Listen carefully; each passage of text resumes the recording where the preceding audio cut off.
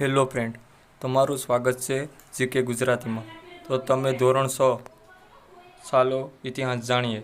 Gujarat police ભરતી 2024-25ના મહત્ત્વના પ્રશ્ન જે આગામી પરીક્ષામાં પૂછાઈ શકે છે તે પ્રશ્નોની વિશે આપણે આજે વાત કરીશું. તો આપણે ચાલો ઇતિહાસ જાણીએ તેના પ્રશ્નોની ઉપર ચર્ચા કરીશું.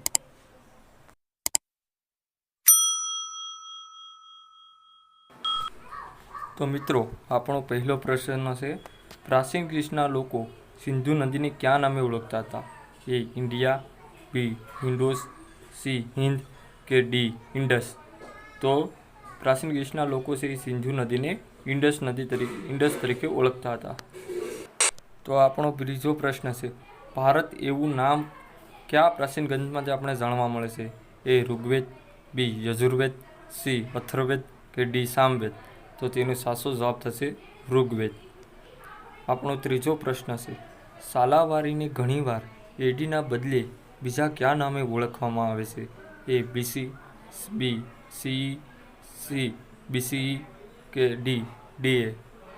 તો તેનો સાચો જવાબ થશે સીઈ. તો મિત્રો, આપણો ચોથો પ્રશ્ન છે, તાડપત્રો અને ભોજપત્રોનો સમાવેશ નીચેના પૈકી શેમાં કરી શકાય છે? એ અભિલેખ, બી તામપત્ર, સી હસ્તપત્ર, ડી આપેલ ત્રણેયમાં એક પણ નહીં? તો તેનો સાચો જવાબ છે હસ્તપત્ર. નીચેના પૈકી શાનો સમાવેશ અભિલેખોમાં કરી શકાય નહીં? એ શિલાલેખ, બી તાડપત્ર, સી સ્તંભલેખ કે આપેલ પૈકી એક પણ નહીં? તો તેનો સાચો જવાબ થશે બી તાડપત્ર. તો મિત્રો, આપણો છઠ્ઠો પ્રશ્ન છે, ઈસવીસન પૂર્વે 500માં બનેલી ઐતિહાસિક ઘટનાઓ ઈસવીસન 2000 સુધીનો કુલ સમયગાળો આશરે કેટલા વર્ષનો ગણાય? એ 1500 વર્ષ, બી 2500 વર્ષ, સી 4500 વર્ષ કે ડી આપેલ પૈકી એક પણ નહીં? તો મિત્રો, તેનો સાચો જવાબ છે બી 2500 વર્ષ. તો મિત્રો, આપણો સાતમો પ્રશ્ન, કોઈ સ્થળે ઉત્ખનન કરતાં આજથી 4000 વર્ષ જૂનું મળી આવેલું નગર આશરે કઈ સદીનું ગણી શકાય? તો એ 40મી સદી. મિત્રો, તેનો બીજો ઓપ્શન છે ઈસવીસન પૂર્વે 40મી સદી. મિત્રો, તેનો ત્રીજો ઓપ્શન છે ઈસવીસન 20મી સદી. મિત્રો, તેનો ચોથો ઓપ્શન છે ડી ઈસવીસન પૂર્વે 20મી સદી. તો તેનો સાચો જવાબ પણ થશે ઈસવીસન પૂર્વે 20મી સદી. તો મિત્રો, આપણો આઠમો પ્રશ્ન છે, ઈસવીસન પૂર્વેની 5મી સદી એટલે નીચેના પૈકી કયો સમયગાળો ગણાય? એ ઈસવીસન 401થી ઈસવીસન 500 સુધી, બી ઈસવીસન પૂર્વે 401થી ઈસવીસન પૂર્વે 500 સુધી કે સી ઈસવીસન પૂર્વે 500થી ઈસવીસન પૂર્વે 401 સુધી કે ડી ઈસવીસન પૂર્વે 500થી ઈસવીસન પૂર્વે 600? તો મિત્રો, આપણો 12મો પ્રશ્ન છે, પ્રાચીન સમયમાં લખાયેલી હસ્તપ્રતો અંગે નીચેના પૈકી કયું વિધાન ખોટું છે? એ શિલાલેખો અને પત્રો પર કોતરાયેલી છે, બી તાડના પર્ણ અને ભુજના વૃક્ષની છાલ પર કોતરેલી જોવા મળે છે, સી તેમાં સંસ્કૃત, પ્રાકૃત અને તમિલ ભાષામાં લખાણો જોવા મળે છે કે ડી તેના પર કવિતાઓ, નાટકો, વાર્તાઓ અને મહાકાવ્યો પણ મળી આવ્યા છે? તો તેનો સાચો જવાબ છે એ શિલાઓ અને પથ્થરો પર કોતરાયેલી છે. તો મિત્રો, આપણો 13મો પ્રશ્ન છે, અભિલેખો માટે નીચેના પૈકી કયું વિધાન ખોટું છે? એ તેના પર લખાયેલા લખાણો લાંબા સમય સુધી ટકી રહ્યા છે, બી તેના દ્વારા રાજાઓ પ્રજા સાથે સંવાદ કરતા હતા, સી તેના પર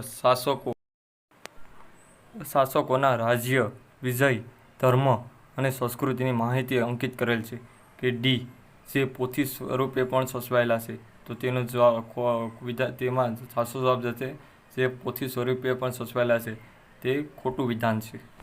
તો મિત્રો, આપણો 14મો પ્રશ્ન છે, તામ્રપત્ર માટે નીચેના પૈકી કયું વિધાન ખોટું છે?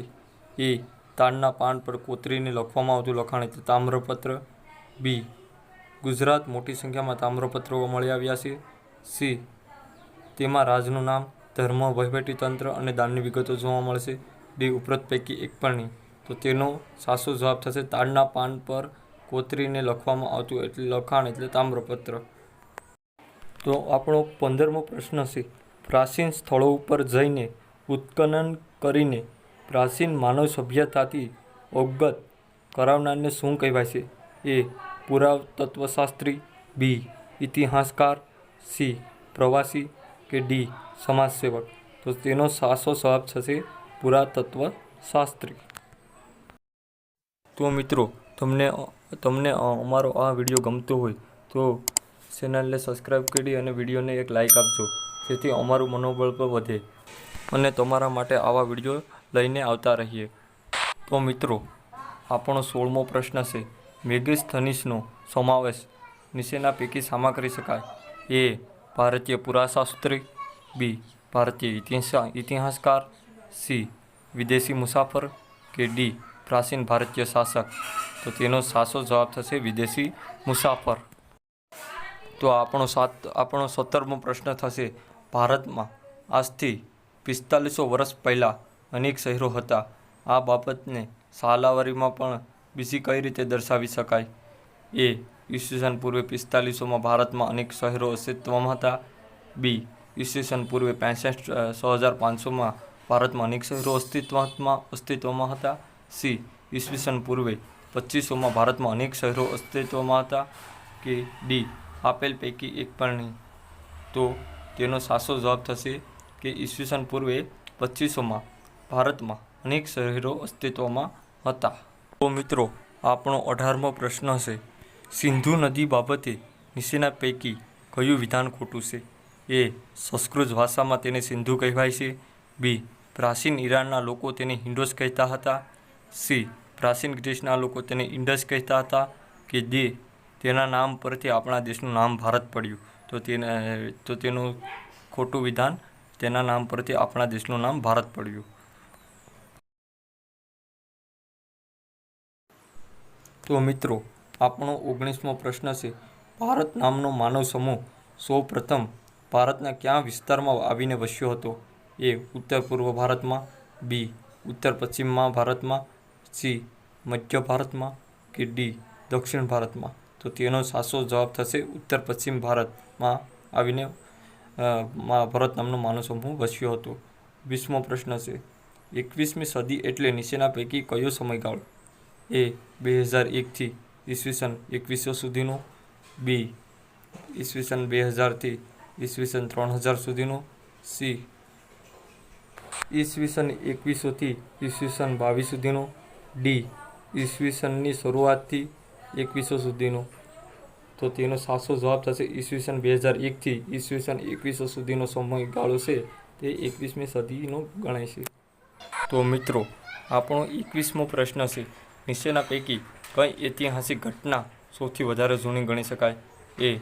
ઈસુ ખ્રિસ્તનો જન્મ, બી. અશોકના શિલાલેખનું લખાણ, સી. ભરત નામના માનવ સમૂહનો ઉત્તર પશ્ચિમ ભારતમાં સૌપ્રથમ વસવાટ, કે ડી. આજથી 2500 વર્ષ પહેલાં ગંગા નદીની આસપાસના ક્ષેત્રોમાં થયેલા ઘણા બધા શહેરોનો વિકાસ. તો સી. ભરત નામના માનવ સમૂહનો ઉત્તર પશ્ચિમ ભારતમાં સૌપ્રથમ વસવાટ એ તેનો સાચો જવાબ થશે. તો મિત્રો આવા જ વિડીયો જોવા માટે અમારી ચેનલને સબસ્ક્રાઈબ કરો અને લાઇક કરો અને બેલ આઇકનને પ્રેસ કરો. તો તમે કોમેન્ટ કરવાનું ભૂલતા નહીં કે આ વિડીયો તમને કેવો લાગ્યો. તો કોમેન્ટમાં અવશ્ય લખજો. જય હિન્દ, જય ભારત, વંદે માતરમ.